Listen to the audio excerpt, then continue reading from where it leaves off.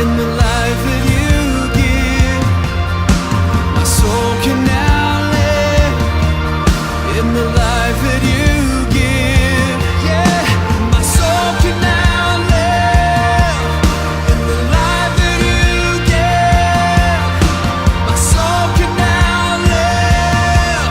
In the life that you give, oh, to sing your,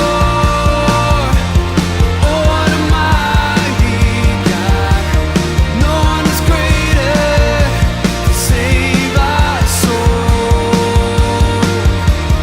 You live forever, your reign will never end. Your love is eternal, all the nations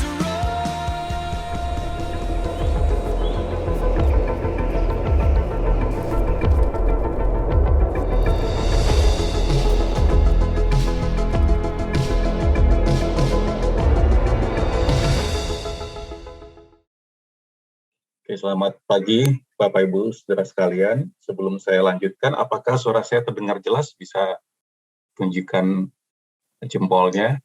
Jelas. Kita sekali. Jelas, Pak Jimmy. Baik. Oke, baik. Saya akan mulai share screen dan kita ada di minggu keempat dalam seri khotbah Trustworthy atau dapat dipercaya. Kita berada di minggu keempat dan tema khotbahnya atau judul khotbahnya pada hari ini God's Holiness atau kekudusan Allah.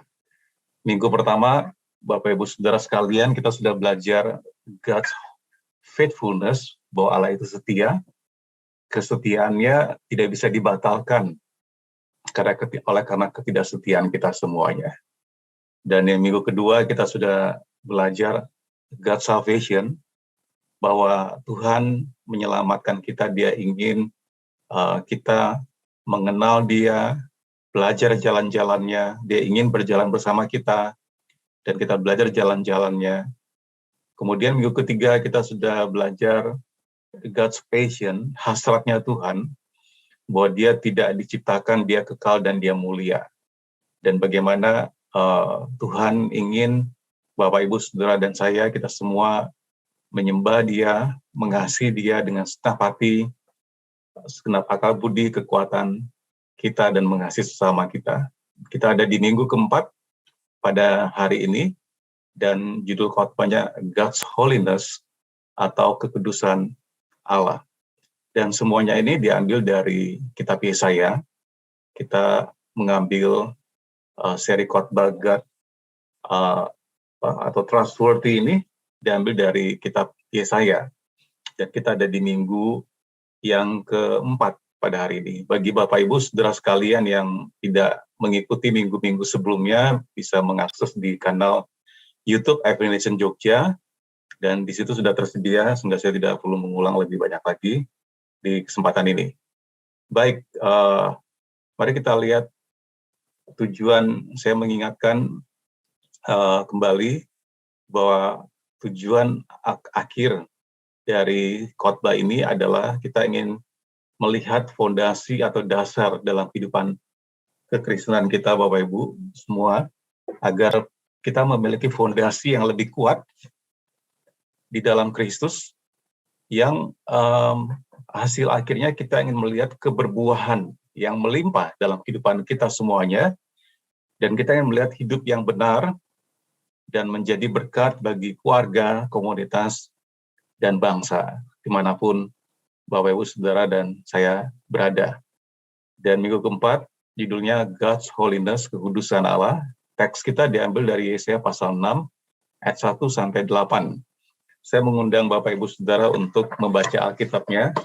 Saya ingatkan sekali lagi, selalu menyediakan Alkitab di samping Bapak, Ibu dalam ibadah online seperti ini. Dan kalau Bapak Ibu punya gadget yang lain, tentu saja bisa membaca lewat gadget yang lain. Tetapi saya anjurkan kita bisa membaca yang cetak agar kita tidak terganggu dengan pesan-pesan dan iklan yang masuk ketika kita membaca Alkitab melalui gadget. Teks kita diambil dari Yesaya pasal 6 ayat 1-8. Demikian bunyi firman Tuhan. Dalam tahun matinya Raja Uzia, aku melihat Tuhan duduk di atas tahta yang tinggi dan menjulang, dan ujung jubahnya memenuhi bait suci. Para serafim berdiri di sebelah atasnya, masing-masing mempunyai 6 sayap. 2 sayap dipakai untuk menutupi muka mereka, 2 sayap dipakai untuk menutupi kaki mereka, dan 2 sayap dipakai untuk melayang-layang. Dan mereka berseru seorang kepada seorang, katanya, Kudus, kuduslah Tuhan semesta alam, seluruh bumi penuh kemuliaan-Nya. Maka bergoyanglah alas ambang pintu, disebabkan suara orang yang berseru itu, dan rumah itu pun penuhlah dengan asap. Lalu kataku, celakalah aku binasa, sebab aku ini seorang yang najis bibir, dan aku tinggal di tengah-tengah bangsa yang najis bibir. Namun mataku telah melihat Sang Raja, yakni Tuhan semesta alam. Tetapi seorang dari serafim itu terbang mendapatkan aku, di tangannya ada bara yang diambilnya dengan sepit dari atas mezbah. Ia menyentuhkannya kepada mulutku serta berkata, lihat, ini telah menyentuh bibirmu, maka kesalahanmu telah dihapus dan dosamu telah diampuni. Lalu aku mendengar suara Tuhan berkata, siapakah yang akan kuutus dan siapakah yang mau pergi untuk aku? Maka sahutku, ini aku, utuslah aku. Bapak Ibu, saudara-saudari sekalian, kita baru saja membaca teks Yesaya pasal 6 ayat 1 sampai 8 yang menjadi referensi khotbah minggu keempat dari seri khotbah Trustworthy hari ini. Nah, dalam ayat pertama tadi dikatakan, dalam tahun matinya Raja Uzia, aku melihat Tuhan duduk di atas tahta yang tinggi dan menjulang, dan ujung jubahnya memenuhi bait suci. Uzia ini adalah Raja Yehuda. Seperti kita ketahui, setelah kematian Salomo, Israel terbagi 2, yang utara disebut Israel, terdiri dari 10 suku, dan yang selatan disebut dengan Yehuda, dan ibu kotanya Yerusalem. Dan Yesaya ini spesifik, dia berbicara kepada kerajaan selatan atau Yehuda, dan diperkirakan ketika firman ini diberikan kepada Raja Uzia, Raja Selatan atau Yehuda, itu diperkirakan tahun 792 hingga 740 sebelum Masehi ketika dia berfirman. Dan kita tahu bahwa nubuatan Yesaya ini tentang masa depan. Ya, minggu lalu kita sudah belajar bagaimana hasratnya Tuhan melihat perbuatan orang Israel, dan dia sangat sedih, dan dia jijik melihat persembahan mereka, ibadah mereka, karena mereka sudah meninggalkan Tuhan dan beribadah kepada Allah lain. Dan oleh sebab itu Yesaya bernubuat bahwa penghakiman Tuhan akan datang. Dan betul nanti kerajaan selatan ini, Yehuda, diinvasi oleh Babilonia, dan bait Allah yang mereka agungkan itu dihancurkan.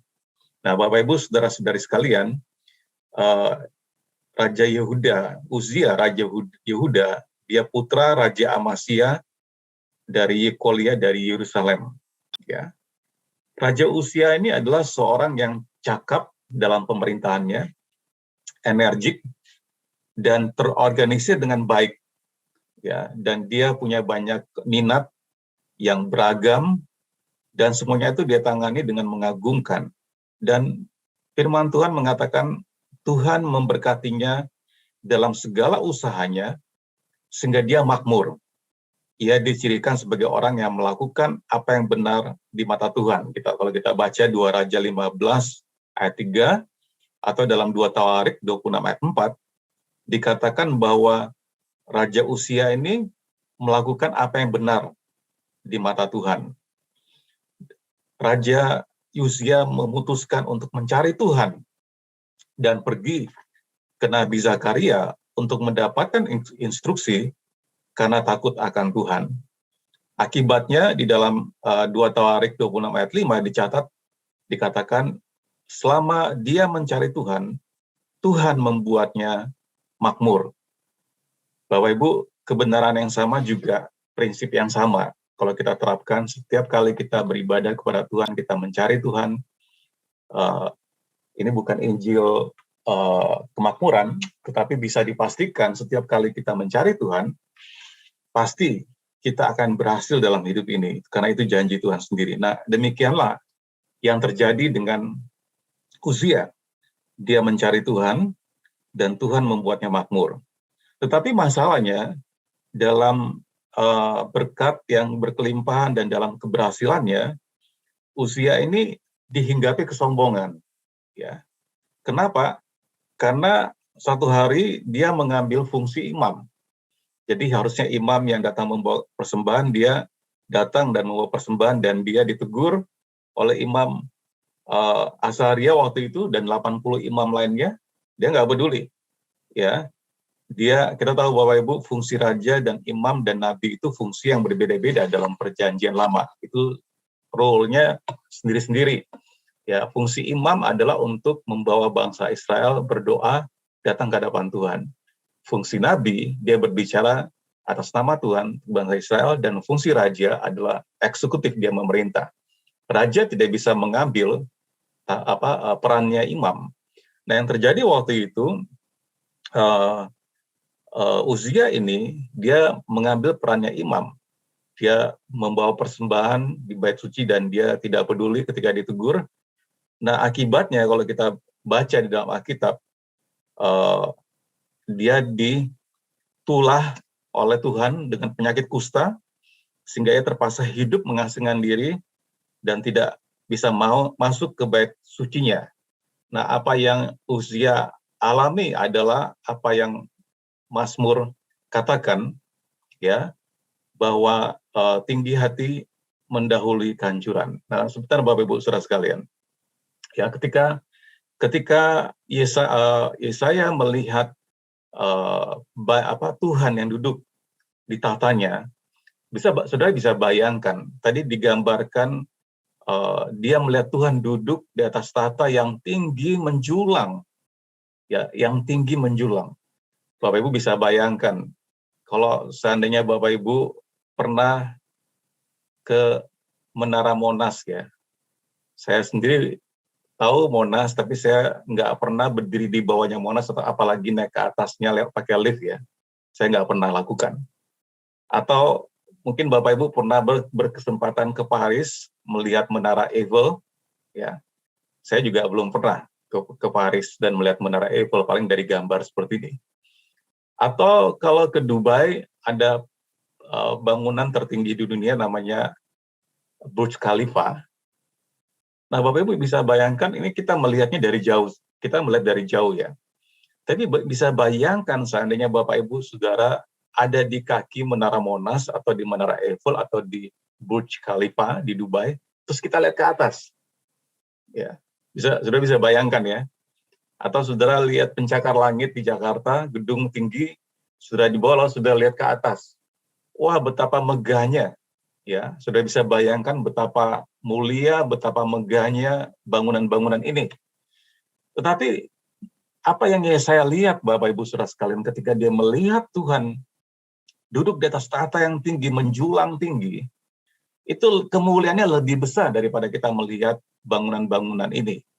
Nah, jadi setelah Raja Uzia mati, dia melihat penglihatan ini. Dan kemudian tadi kita masih menceritakan Uzia dalam segala kemakmuran, keberhasilannya, kesuksesannya, dia memang mencari Tuhan dan dia diberkati. Tetapi karena kemakmuran, karena kesuksesannya, keberhasilan, dia jadi tinggi hati, dia jadi sombong.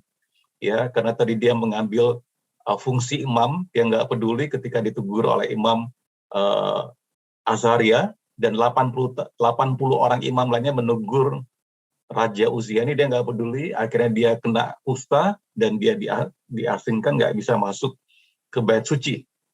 Dan apa yang Uzia alami ini adalah yang terjadi menurut Amsal 16 ayat 18, bahwa kecongkakan mendahului kehancuran dan tinggi hati mendahului kejatuhan.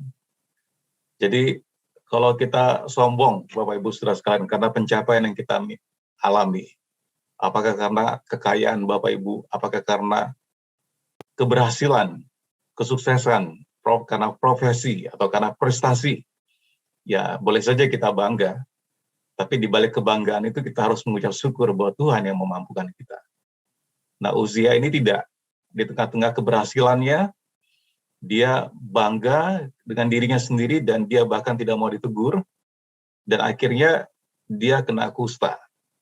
Apa yang Amsal 16:18 katakan bahwa kecongkakan mendahului kehancuran dan tinggi hati mendahului kejatuhan, ini terjadi pada Uzia. Ya. Lalu ketika Yesaya melihat bait tata suci itu, Tuhan duduk di atas tata yang tinggi menjulang. Lalu kalau kita baca di ayat yang kedua, tadi teks kita mengatakan para serafim berdiri di sebelah atasnya, masing-masing mempunyai 6 sayap. 2 sayap dipakai untuk menutupi muka mereka, 2 sayap dipakai untuk menutupi kaki mereka, dan 2 sayap dipakai untuk melayang-layang.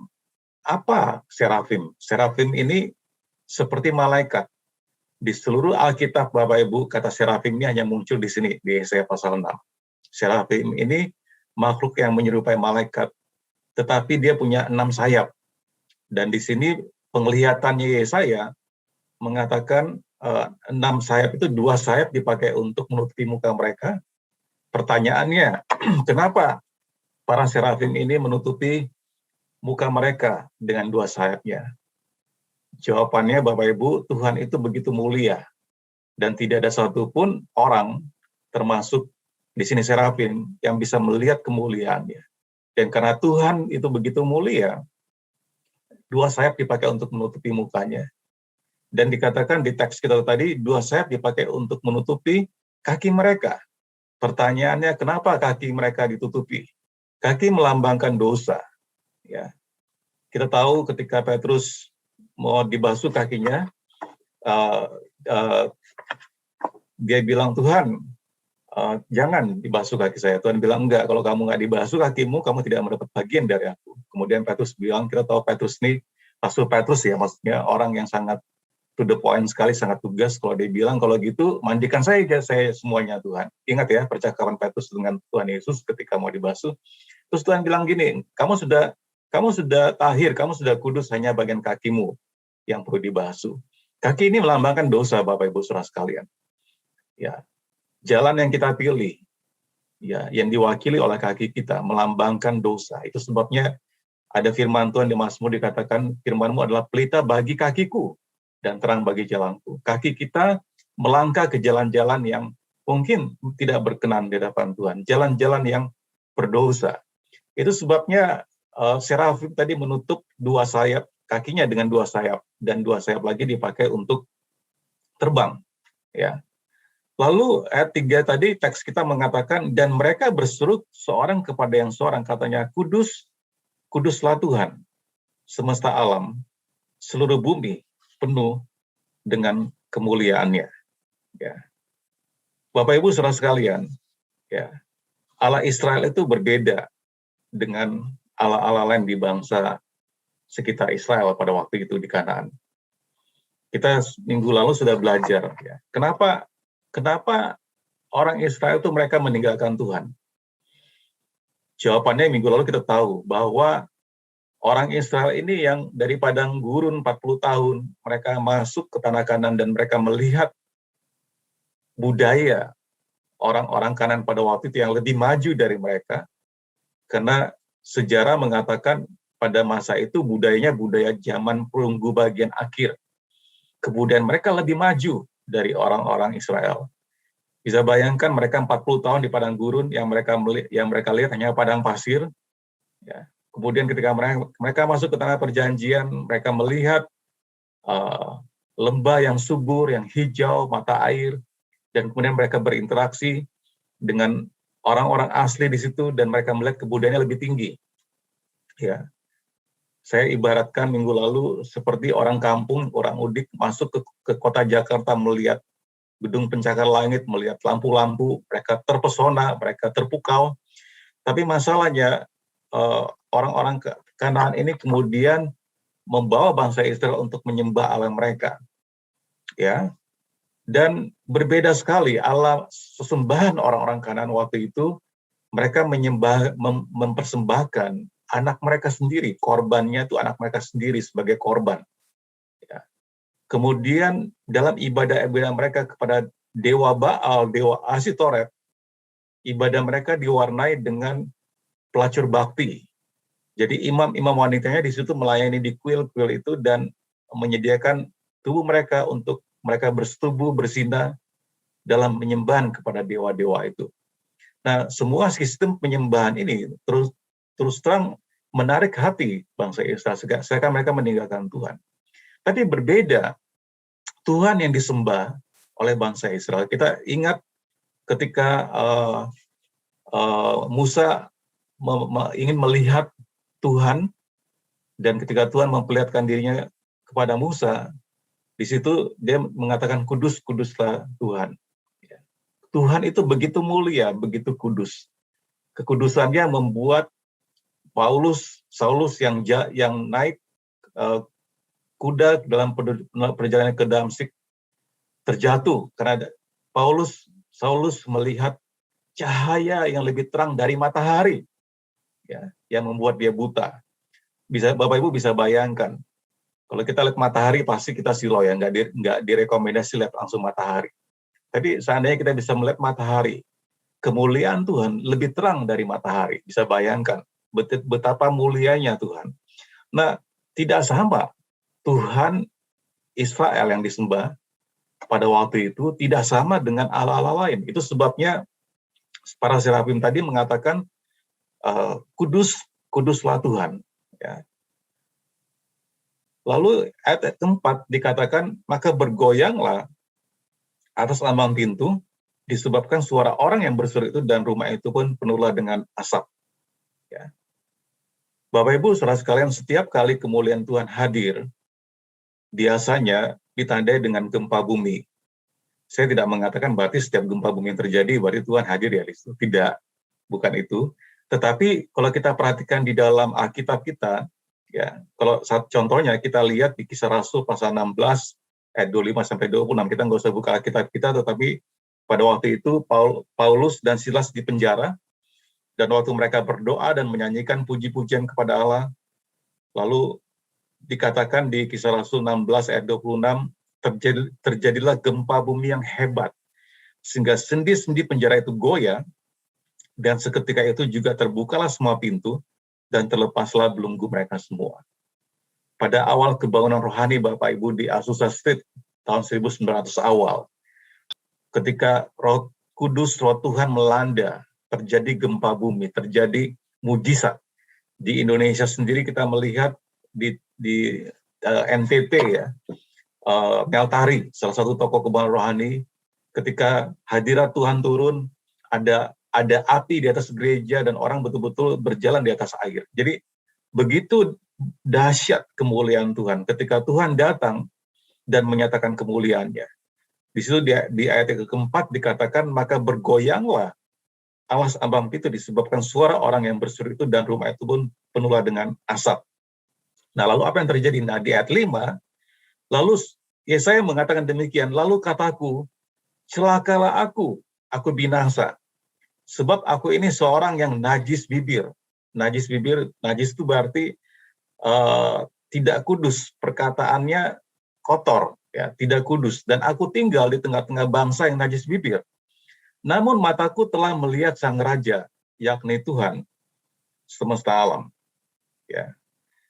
Yesaya melihat kemuliaan Tuhan. Tadi saya digambarkan, dia melihat Tuhan duduk di atas tahta yang tinggi menjulang, dan ujung jubahnya memenuhi bait suci, dan kemudian dia melihat serafim terbang, lalu dia tahu bahwa dia najis, ya, dan dia tahu bahwa dia tinggal juga di tengah-tengah bangsa yang najis, yang berdosa.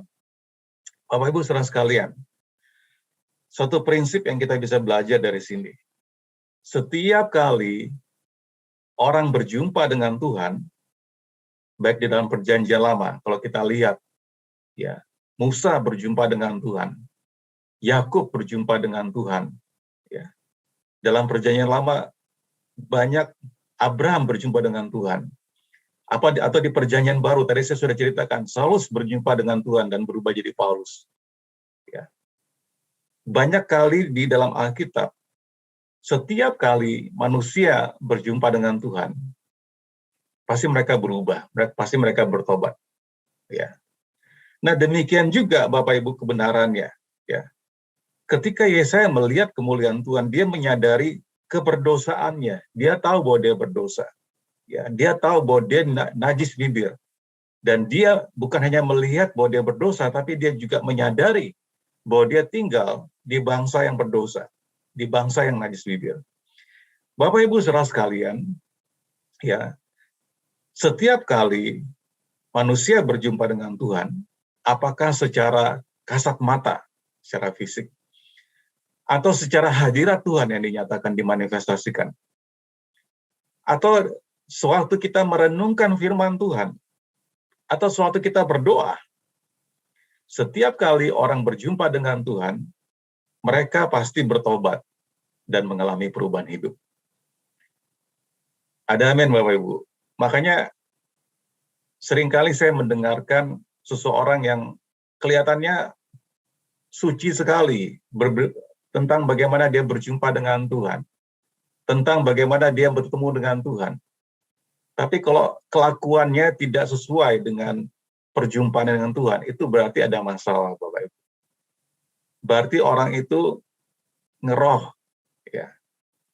Dia berkata berjumpa dengan Tuhan, dia berkata melihat Tuhan, atau merasakan hadirat Tuhan, atau dia berdoa, atau dia mungkin berjumpa dengan Tuhan secara mungkin kasat mata, tapi kalau hidupnya tidak berubah, berarti ada sesuatu yang salah. Karena setiap kali orang berjumpa dengan Tuhan, mereka mengalami perubahan hidup. Ya.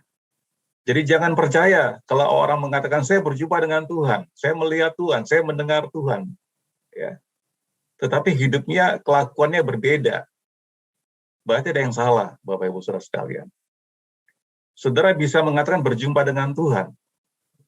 Tapi kalau saudara kasar kepada istrimu, kalau saudara berkeluarga, kalau saudara memaki-maki istrimu, anak-anakmu, bagi seorang istri memaki-maki suami, ya, memaki-maki anak dengan perkataan kotor, atau dalam pertemanan saudara yang masih single, ini ada sesuatu yang salah, ya. Karena setiap kali orang berjumpa dengan Tuhan, pasti mereka bertobat, ya. Jadi ini yang dialami dengan Yesaya, ya. Ketika dia berkata, dia melihat Tuhan, dia mengatakan, ya, celaka aku najis bibir, dan aku juga tinggal di bangsa yang najis bibir. Bapak Ibu saudara sekalian, pertama kali, kalau kita mau dipakai oleh Tuhan, dan mau melayani Tuhan, Bapak Ibu saudara sekalian, yang pertama kali harus kita bereskan adalah perkataan kita.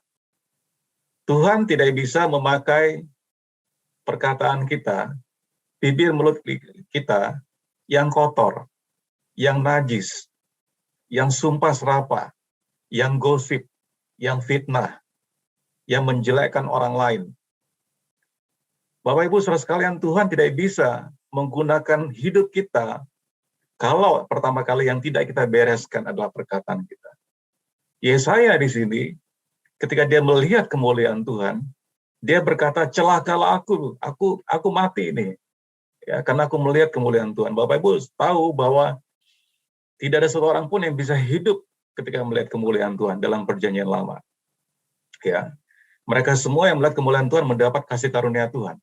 Ya. Sama seperti raja-raja, kalau orang nggak dipanggil berani menghadap raja, konsekuensinya mereka mati. Masih ingat ceritanya Esther ya? Ketika dia menghadap Raja Ahasuerus, dia berdoa dulu. Dan ketika dia menghadap Raja Ahasuerus menjulurkan tongkatnya, bahwa dia mendapat kasih karunia, dan dia tidak mati. Tapi kalau waktu zaman itu, berani ketemu raja nggak dipanggil, dia pasti mati. Mungkin kalau kita analogikan hari ini nggak dipanggil Pak Jokowi lalu berani masuk ke istana, saudara pasti akan dihalangi terlebih dahulu oleh Pas Pampres, pasukan pengaman presiden. Ya, tidak semua orang bisa ketemu begitu saja dengan presiden, dengan raja. Demikian juga setiap kali orang berjumpa dengan Tuhan, kalau mereka tidak mendapat kasih karunia, pasti mereka mati. Nah, ini yang terjadi. Nah, kita mengucap syukur kita ada di dalam perjanjian baru, Bapak Ibu Saudara sekalian. Tetapi prinsip kebenarannya tetap sama. Setiap orang yang berjumpa dengan Tuhan, apakah lewat doanya, lewat dia baca firman Tuhan, waktu dia dapat pewahyuan, waktu dia dapat rema, atau dia mungkin mendengarkan Tuhan berbicara, pasti hidupnya harus berubah. Karena setiap kali perjumpaan dengan Tuhan menghasilkan hidup yang berubah. Dan saya ulangi lagi, pertama kali yang harus dibereskan adalah perkataan kita, di diri kita. Tuhan tidak bisa memakai, di dalam firman Tuhan dikatakan, dari satu sumber mata air yang sama mengalirkan air yang murni, tapi di satu sumber juga mengalirkan air yang kotor. Tidak mungkin, Bapak Ibu. Sumber mata air itu kalau nggak ada sumber mata air yang kotor bercampur dengan bersih. Pasti sumber mata air itu pasti bersih. Nggak ada orang ketemu sumber mata air itu kotor gitu, limbah. Ya, bisa saja yang ditemukan bukan limbah, tapi minyak atau seperti yang terjadi di Lapindo. Ya. Tetapi kalau setiap kali orang mau ngebor sumur, kita di Jogja ini kita masing-masing kita pakai sumur ya, kebanyakan kalau nggak punya pump, pasti yang diketemukan itu air murni, air yang jernih, bukan tercampur dengan kotoran. Ya, demikian juga dari perkataan kita, Tuhan tidak bisa memakai perkataan yang sumbernya jernih, tapi juga kotor. Itu sebabnya pertama sekali ketika Yesaya dipakai oleh Tuhan, yang pertama sekali dibereskan adalah perkataannya, bibirnya. Dia berkata, celaka aku tinggal aku najis bibir, dan aku tinggal di bangsa yang najis bibir. Di dalam Lukas pasal 6 ayat 45, Tuhan Yesus mengatakan, orang yang baik mengeluarkan barang yang baik dari perbendaharaan hatinya yang baik. Dan orang yang jahat mengeluarkan barang yang jahat dari perbendaharaan yang jahat. Karena yang diucapkan mulutnya meluap dari hatinya. Kalau perkataan kita, perkataan yang kotor, perkataan yang memaki, perkataan yang najis, Bapak Ibu Saudara sekalian, menurut firman Tuhan ini, berarti sumbernya juga enggak benar. Hati kita berarti juga najis. Hati kita berarti juga kotor. Hati kita berarti juga tidak benar. Karena Tuhan Yesus mengatakan apa yang diucapkan mulut seseorang meluap dari hatinya. Itu sebabnya Bapak Ibu Saudara sekalian, kalau Bapak Ibu Saudara mau dipakai oleh Tuhan, yang pertama yang kita harus bereskan adalah perkataan kita. Dan kalau kita berjumpa dengan Tuhan, perkataan kita harusnya berubah. Bukan lagi perkataan yang memaki-maki, bukan lagi perkataan yang kotor, bukan lagi gosip, bukan lagi fitnah, bukan perkataan yang menjelek-jelekan orang, bukan lagi perkataan yang tidak membangun. Filipi mengatakan apa yang patut dipuji, yang patut yang kudus, yang mulia, pikirkanlah dan katakanlah semuanya itu. Jadi kita bisa melihat ini yang terjadi pada Yesaya ketika dia berjumpa dengan Tuhan.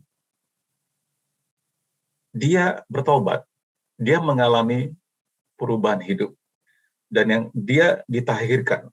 Ya. Bapak Ibu Saudara sekalian, dan Yesaya melihat bukan hanya dia najis bibir, tapi dia juga melihat dia tinggal di bangsa yang juga yang najis bibir. Bapak Ibu Saudara perhatikan, kita akan menjadi sama dengan orang-orang atau dengan komunitas di mana kita berada. Kita akan menjadi sama dengan apa yang kita lihat setiap hari. Kalau Bapak Ibu Saudara melihat film-film Netflix yang tidak ada sensornya, apa yang Saudara lihat, Saudara pasti akan inginkan, dan Saudara akan jadi seperti apa yang Saudara lihat. Kita lihat dalam kehidupannya Lot, ya. Kita belajar dari kehidupannya Lot. dalam Kejadian 13:12. Dikatakan Abram menetap di tanah Kanaan.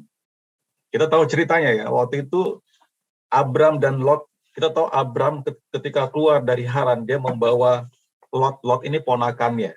Lot manggil Abram tuh Pak D, ya, pamannya. Ya, kemudian mereka berdua diberkati, ternaknya Abraham makin banyak, ternaknya Lot juga makin banyak. Lalu berebutan lahan pengembalaan dan juga berebutan sumber air. Dan ketika Abraham mendengarkan ini, Abraham bilang, ini yang terjadi nggak bagus. Kita pisah aja, supaya jangan bertengkar seperti ini. Kamu pilih aja, kamu pilih duluan. Ini luar biasa Abraham ya. Harusnya Lot bilang, Pak D aja yang milih duluan, karena lebih tua. Betul kan? Yang muda harus menghormati yang tua, betul ya? Tapi Abraham bilang, enggak, kamu pilih aja, Lot. Lalu dikatakan Lot memilih, kalau kita perhatikan, ya, di Kejadian pasal 13, ya, ayat 10, dikatakan, lalu Lot melayangkan pandangannya dan dilihatnya bahwa seluruh lembah Yordan banyak airnya seperti taman Tuhan, seperti taman Mesir, sampai ke Zoar. Hal itu terjadi sebelum Tuhan memusnahkan Sodom dan Gomora.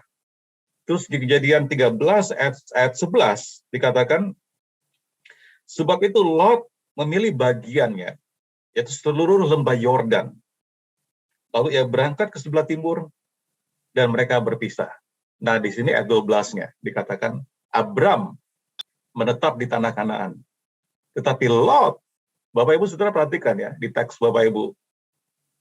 Lot menetap di kota-kota lembah Yordan dan berkemah di mana Saudara? Yang saya garis merah di situ, yang saya kasih stabilo merah. Berkemahnya di dekat Sodom. Ya. Lot ini kejadiannya sebelum Sodom dan Gomora dihancurkan. Sekali lagi, bangsa Israel ini melihat orang-orang Kanaan itu kebudayaan mereka lebih maju dari mereka. Mereka menginginkan ya kehidupan seperti orang Kanaan. Lalu kalau kita perhatikan, kalau kita lihat ya di pasal selanjutnya, tadinya Lot ini dikatakan berkemah di dekat Sodom. Di pasal selanjutnya, di pasal 14, berubah. Dikatakan di ayat 12, jika Lot, anak saudara Abram, beserta harta bendanya dibawa musuh, lalu mereka pergi sebab Lot itu diam di Sodom. Jadi pada awalnya, Lot ini cuma berkemah dekat Sodom, tapi di satu pasal kemudian, dia pindah, dia diam di Sodom. Kita tahu kemudian Sodom dan Gomora dihancurkan. Ya. Nah, apa yang saya ingin sampaikan Bapak Ibu Saudara sekalian? Kejadian ini direkam kembali dalam Perjanjian Baru. Ya. Berarti penting ya. Di dalam 2 Petrus 2 ayat 7 sampai 8 dikatakan, Lot orang yang benar yang terus-menerus menderita oleh cara hidup orang-orang yang tak mengenal hukum dan yang hanya mengikuti hawa nafsu mereka saja. Saudara perhatikan ya, di sini dikatakan orang benar Lot ini sampai 3 kali diulangi, yang saya stabilo warna kuning. Sebab orang benar ini mengacu kepada Lot, tinggal di tengah-tengah mereka, dan setiap hari melihat dan mendengar perbuatan-perbuatan mereka yang jahat itu. Saudara perhatikan di sini dikatakan, sehingga jiwanya yang benar itu tersiksa. Bapak Ibu saudara sekalian, kalau kita bayangkan Lot ini, waktu dia memilih lembah Sungai Yordan, kalau Bapak Ibu pernah ke Israel, sampai hari ini lembah Sungai Yordan itu hijau sekali. Bagus sekali, ada Sungai Yordan, kemudian lembah, gunung-gunung, lembah hijau. Ya. Bagus sekali pemandangannya. Ketika Lot memilih lembah Sungai Yordan, masalahnya, dia tinggal dekat Sodom. Pagi hari Lot bangun tidur, dia buka jendela rumahnya karena menghadap Sodom. Ya. Kalau saudara pergi camping, naik gunung, saudara bangun kemah, kemahnya menghadap gunung atau kemahnya menghadap kota Jogja? Kalau kita pergi kemah, kita naik gunung, kita naik bukit atau naik gunung lalu kita pasang kemah. Kemahnya menghadap ke bawah ke kota atau kita menghadap gunung? Enggak ya, pasti menghadap ke bawah. Jadi sudah bisa bayangkan. Tadi kan teks kita mengatakan tadinya Lot ini tinggal di dekat Sodom. Tiap pagi ketika Sodom bangun tidur, dia buka jendelanya yang dia lihat kota Sodom. Malam hari sebelum tidur dia tutup pintunya, dia lihat kota Sodom. Besok bangun dia buka lagi jendelanya, dia lihat kota Sodom. Mau tutup, bangun, mau tidur, dia tutup, dia lihat lagi Sodom. Tadi saya katakan apa yang kita lihat, kita akan menjadi seperti itu. Akhirnya Lot ini tinggal di Sodom. Bukan lagi dekat Sodom, tapi dia tinggal di Sodom. Dan 2 Petrus tadi mengatakan, Lot orang yang benar, yang terus-menerus menderita oleh cara hidup orang-orang yang tak mengenal hukum, dan yang hanya mengikuti hawa nafsu mereka saja. Sebab orang benar itu tinggal di tengah-tengah mereka, dan setiap hari melihat, mendengar perbuatan-perbuatan mereka yang jahat itu, sehingga jiwanya yang benar itu tersiksa. Bapak Ibu, saudara-saudara sekalian, saudara-saudari sekalian adalah orang benar. Ada yang nggak setuju sama saya? Oh, saya bukan orang benar. Semua Bapak Ibu orang benar, betul ya? Saudara, kita tidak didesain oleh Tuhan, hidup kita yang sudah benar, kita tidak didesain untuk hidup tidak benar. Kita tidak dirancang untuk melihat dan mendengarkan dan menginginkan perbuatan teman kita, sahabat kita, kolega saudara di kantor, tetangga saudara mungkin, atau film yang saudara lihat. Karena saudara dan saya, kita ini sudah diperbaharui. Kita orang benar. Kalau saudara mengizinkan apa yang saudara lihat, yang saudara dengarkan, tadi saya katakan apa yang kita lihat, kita akan sama seperti itu. Betul nggak? Kalau saudara jalan-jalan ke mall, lihat etalase toko, ada manekin di situ, lalu dipajang pakai baju atau pakai tas atau pakai sepatu. Saudara lihat, bagus ya bajunya, bagus ya tasnya, bagus ya sepatunya. Saudara mulai membayangkan, kalau saya yang pakai tas itu bagus nggak ya? Kalau saya yang pakai baju itu bagus nggak ya? Kalau saya beli sepatu itu dan saya pakai, bagus nggak? Kira-kira saudara mulai mengimajinasikannya dalam pikiran saudara. Kemudian apa yang terjadi? Esok hari ketika saudara punya uang, saudara ke mall itu lagi lalu cari barangnya. Betul kan? Dan saudara beli bajunya. Saudara beli mungkin tasnya. Saudara beli sepatunya. Terus sampai di rumah, pulang ke rumah dipakai bajunya. Lalu sudah depan kaca bergaya seperti manekin yang sudah lihat di etalase mall. Sudah pakai tasnya, keren ya. Sudah pakai sepatunya, saudara memutar diri depan kaca. Perhatikan saudara. Apa yang saudara lihat akan menjadi sama seperti yang saudara lihat. Betul kan? Nah, kalau yang kita lihat yang baik, itu bagus. Kalau kita mendengarkan yang baik, itu bagus. Kita ingin menyerupai yang kita lihat dan kita dengar yang bagus, itu bagus. Tapi problemnya, yang kalau kita lihat, yang kita dengarkan, yang tidak baik, cilakanya, kita akan menjadi sama seperti itu. Ini yang terjadi dengan Lot. Sehingga Alkitab mengatakan jiwanya yang benar itu tersiksa. Banyak orang Kristen hari-hari ini jiwanya tersiksa. Kenapa? Seperti dialami oleh Lot. Kita orang benar, yang sudah dibenarkan oleh darah Yesus, kita sudah dilahirkan baru.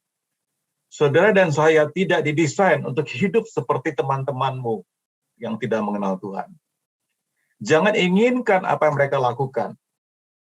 Kalau mereka merokok, jangan ikut-ikutan merokok. Kalau mereka minum, jangan ikut-ikutan minum. Ya minum jus, minum mineral water, nggak apa-apa. Tapi kalau mereka minum minuman keras, sudah jangan inginkan. Kalau mereka gonta-ganti pacar, sudah jangan inginkan. Ya. Kalau mereka hidupnya tidak benar, jangan inginkan. Karena itu akan membuat jiwa saudara tersiksa. Kita tidak mungkin kembali ke dalam kehidupan kita yang lama. Ini yang terjadi dengan Lot, ya. Tapi kabar baiknya pada hari ini, firman Tuhan mengatakan di dalam 1 Yohanes 1 ayat 9, jika kita mengaku dosa kita, maka Ia adalah setia dan adil, sehingga Ia akan mengampuni segala dosa kita dan menyucikan kita dari segala kejahatan. Di dalam ayat 6 dikatakan, tetapi seorang daripada serafim itu terbang mendapatkan aku, di tangannya ada bara yang diambilnya, dan dengan sepit dari atas mezbah, ia menyentuhkannya kepada mulutku serta berkata, lihat, ini telah menyentuh bibirmu, maka kesalahanmu telah dihapus dan dosamu telah diampuni. Bapak Ibu, kita punya kabar baik. Injil disebut dengan kabar baik. Menurut 1 Yohanes 1 ayat 9, jika kita mengaku dosa kita, maka Tuhan adalah setia dan adil, sehingga Ia akan mengampuni segala dosa kita dan menyucikan kita dari segala kejahatan kita. Tuhan baik. Setiap kali kita berdosa, kita datang ke hadapan Dia, maka Dia setia, Dia akan mengampuni segala dosa kita dan menyucikan kita dari segala kejahatan. Tapi saudara tidak boleh menggunakan ayat ini. Nggak apa-apa ya kita berbuat dosa, karena nanti kita akan diampuni waktu kita bertobat. Itu namanya saudara menyalahgunakan kasih karunia, menyalahgunakan anugerah Tuhan. Nggak apa-apa kita berbuat dosa, kita nonton aja film Blue, kita minum aja, kita pakai aja obat ini. Kita hidup seperti, nanti kan kita berdoa diampuni. Nggak bisa saudara. Kalau seperti itu, Rasul Paulus menulis surat di Roma. Tidak bisa kita menyalahgunakan kasih karunia Tuhan, anugerah Tuhan. Ya. Nah, untuk melayani Tuhan, Bapak Ibu Saudara sekalian, perlu pengudusan diri. Judul khotbah kita God's Holiness, kekudusan Allah. Di dalam kitab Petrus dikatakan, hendaklah kamu kudus karena aku kudus. Tuhan memanggil Bapak Ibu Saudara sekalian untuk hidup kudus. Apa maksudnya hidup kudus? Hidup kudus artinya yang berbeda dengan dunia. Hidup kudus bukan berarti saudara pakai baju putih, makan nasi putih, minum air putih, tinggal di gunung, nggak pernah turun gunung. Bukan. Hidup kudus artinya saudara berbeda dengan dunia. Ya. Di dalam 2 Timotius pasal 2 ayat 19, firman-Nya mengatakan, tetapi dasar yang diletakkan Allah itu teguh, dan meterainya ialah Tuhan mengenal siapa kepunyaannya. Dan setiap orang yang menyebut nama Tuhan, hendaklah meninggalkan kejahatan. Setiap orang yang menyebut nama Tuhan, hendaklah meninggalkan kejahatan. Dalam rumah yang besar, bukan hanya terdapat perabot dari emas dan perak, melainkan juga dari kayu dan tanah. Yang pertama dipakai untuk maksud yang mulia, dan yang terakhir untuk maksud yang kurang mulia. Jika seseorang menyucikan dirinya dari hal yang jahat, ia akan menjadi perabot rumah untuk maksud yang mulia. Ia dikuduskan, dipandang layak untuk dipakai tuannya, dan disediakan untuk setiap pekerjaan yang mulia. Ayat 22, sebab itu, jauhilah nafsu orang muda, kejarlah keadilan, kesetiaan, kasih, dan damai bersama-sama dengan mereka yang berseru kepada Tuhan dengan hati yang murni. Bapak Ibu sudah perhatikan, ayat ini mengatakan, jauhilah nafsu orang muda. Apakah ini ayat hanya untuk orang muda? Oh, saya sudah tua, saya nggak punya nafsu orang muda. Nanti dulu, Bapak Ibu saudara sekalian. Banyak kali saya baca di media, kakek udah berumur 70 tahun, 80 tahun memperkosa anak-anak kecil. Apakah ini berarti hanya nafsu orang muda? Firman ini berarti juga kita yang tua pun jangan memiliki nafsu orang muda. Kejarlah keadilan, kejarlah kesetiaan, kasih, damai, Ini penting ya. Bersama-sama dengan mereka yang berseru kepada Tuhan dengan hati yang murni. Tadi saya katakan, komunitas kita akan menentukan kita jadi seperti apa. Tadi saya mengatakan, celaka aku najis bibir, dan aku tinggal di orang-orang, di bangsa yang juga najis bibir. Kita lihat Lot, orang benar, yang kemudian tinggal di Sodom dan Gomora. Oleh kasih karunia Tuhan, dia diselamatkan sisi rumahnya. Ya. Penting sekali Bapak Ibu, saudara sekalian, dalam ibadah kita bersama-sama dengan orang yang berseru pada Tuhan dengan hati yang murni. Ada satu perkataan yang mengatakan, show me your friends, and then I will show your future. Perlihatkan teman-temanmu, dan saya akan perlihatkan masa depanmu. Dengan kata lain, dengan siapa Bapak Ibu Saudara-saudari bergaul, kau akan jadi sama seperti mereka. Seorang pencuri yang bukannya pencuri, ketika dia di penjara, dia berkumpul dengan orang-orang yang lebih jahat, yang lebih ahli. Keluar dari penjara, dia bukannya sudah pencuri, tapi pencuri yang punya keahlian. Dengan siapa orang berkumpul, berkomunitas, dia akan menjadi sama seperti itu. Tapi kebalikannya juga sama. Kalau saudara berteman dengan orang benar, saudara akan menjadi benar. Kalau saudara berteman dengan orang baik, saudara akan menjadi baik. Tapi kebalikannya juga sama. Kalau saudara berteman dengan orang yang tidak baik, saudara akan jadi tidak baik. Dengan siapa engkau berteman, demikianlah masa depanmu. Itu sebabnya pentingnya di sini berbicara komunitas, bersama-sama dengan mereka yang berseru kepada Tuhan dengan hati yang murni. Lalu terakhir, di ayat yang ke-8, lalu aku mendengar suara Tuhan berkata, siapakah yang akan kuutus? Dan siapakah yang mau pergi untuk aku? Maka sahutku, ini aku, utuslah aku. Bapak Ibu, saudara-saudara sekalian, kekudusan tidak membuat kita menyendiri seperti pertapa. Seperti orang suci ya, akhir zaman. Saya nggak mau berbicara tentang Mormon ya. Tapi kadang-kadang kita temukan orang Kristen yang ngeroh, yang sok suci, ngomong-ngomong sedikit haleluya, ngomong-ngomong sedikit puji Tuhan, ngomong-ngomong sedikit mendengar Tuhan, melihat Tuhan, Tuhan bicara kepada saya. Tapi kehidupannya aneh. Kekudusan tidak membuat kita menyendiri jadi seperti pertapa. Tapi kekudusan membawa misi, membawa kita ke misi. Kekudusan membawa kita dalam pemenuhan amanat agung. Matius 28, 19-20, Tuhan mengatakan, pergilah, jadikanlah bangsa-bangsa muridku. Baptislah mereka dalam nama Bapa, Anak, dan Putra. Dan ajarlah mereka melakukan segala sesuatu yang telah kuajarkan kepadamu, dan aku menyertai engkau sampai akhir zaman. Ibadah kita kepada Tuhan tidak membuat kita menyendiri. Ibadah kita di hadapan Tuhan membuat kita menginjil, membuat kita menjangkau orang, membuat kita melayani orang lain.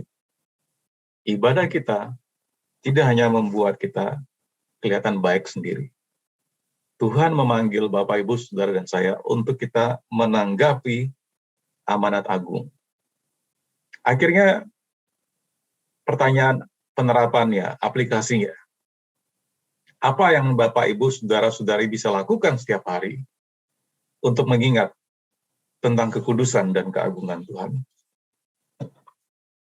Untuk menyadarkan kita dan merubah perspektif cara pandang hidup kita.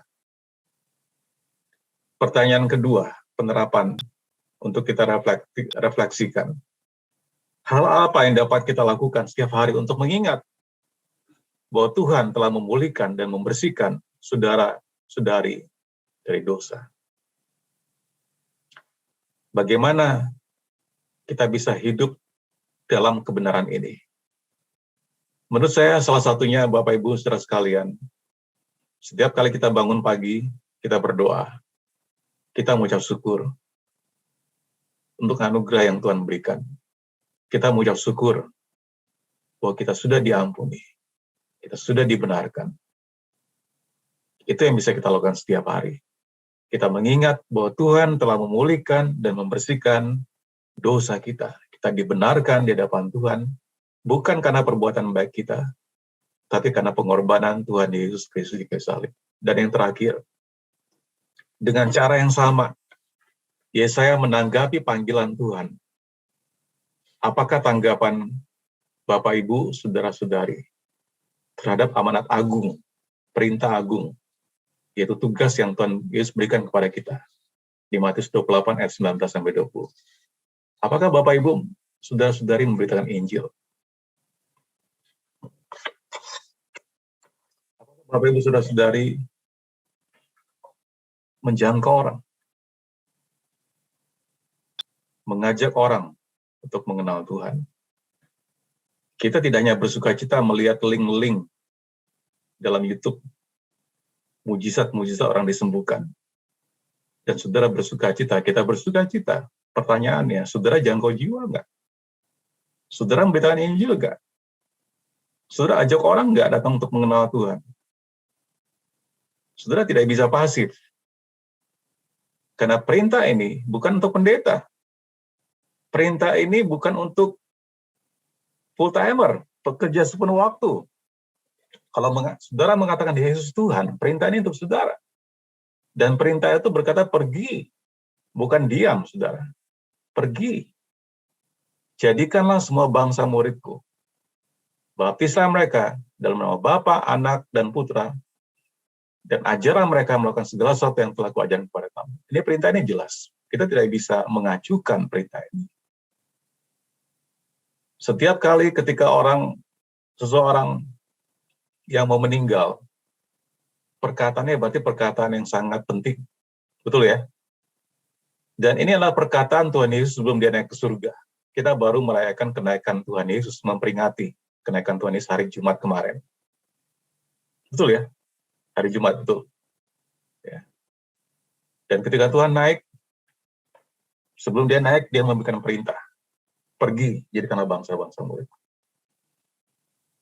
Bagaimana Bapak, Ibu, Saudara-saudari menanggapi panggilan ini?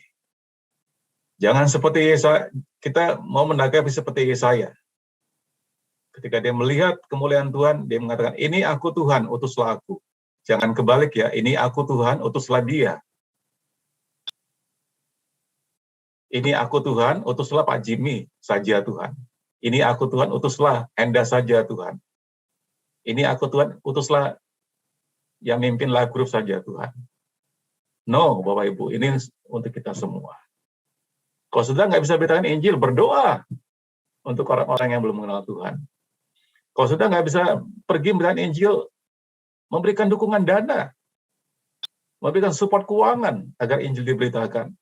Kalau sudah nggak bisa beritakan Injil, ajak orang untuk datang ke gereja, ajak orang untuk datang ke life group, dan perkenalkan dengan pemimpin life group saudara, dengan Anda, dengan saya, untuk dilayani. Kalau sudah nggak bisa memberikan Injil. Banyak hal yang bisa kita lakukan untuk menanggapi amanat agung ini. Saya berdoa saudara sekalian, kita semua belajar dari Yesaya. Ketika dia melihat kemuliaan Tuhan, dia berubah, dia bertobat. Dan kemudian dia menyadari dia berdosa, dia bertobat, dan dia lihat bahwa dia hidup di tengah-tengah orang berdosa. Dan dia mengatakan, ini aku Tuhan, utus aku. Saudara sekalian, kata mengutus dalam bahasa Grekanya itu mengandung dua arti. Utus yang pertama itu diutus baik-baik, saudara. Tapi yang kedua, utusnya itu kayak didorong itu, saudara. Terpaksa. Kita mau pergi dengan terpaksa atau dengan sukarela? Saudara yang bisa jawab. Tapi doa saya, kita bisa menanggapi perintah Tuhan dengan sukacita, bukan karena dengan terpaksa. Mari kita berdoa. Tuhan Yesus, kami berdoa untuk setiap jemaat-Mu pada pagi hari ini yang mendengarkan firman-Mu dikhotbahkan, bukan untuk sekedar kami koleksi, seperti seseorang yang mengkoleksi lukisan. Kami menjadi kolektor kebenaran. Kami suka mendengarkan firman Tuhan. Kami suka mendengarkan pewahyuan. Kami suka mendengarkan pengajaran. Tapi masalahnya, Engkau tidak memanggil kami hanya untuk suka kepada firman-Mu, suka kepada pewahyuan, rema yang kami dengarkan, pengajaran yang kami dengarkan. Engkau memanggil kami untuk menjadi pelaku firman-Mu. Dan aku berdoa Tuhan, kekudusan-Mu, ketika kami berjumpa, apakah lewat Alkitab yang kami baca, apakah melalui doa-doa kami, atau mungkin Kau datang menyatakan diri-Mu secara fisik pada kami. Kami berdoa Tuhan, agar kami mengalami pertobatan yang sejati, dan hidup kami diubahkan, dan kami menanggapi panggilan-Mu. Ini aku Tuhan, utus aku. Dan kami berdoa untuk setiap jemaat-Mu di ruang Zoom ini maupun melalui kanal YouTube ketika sudah di-upload. Dari kami seperti Yesaya, kami bertobat, kami berbalik, dan kami menanggapi panggilan-Mu. Terima kasih Tuhan Yesus. Kami berdoa, ucap syukur, dalam nama. Siapa yang percaya, terima kasih Tuhan mengatakan, amin. Tuhan berkati.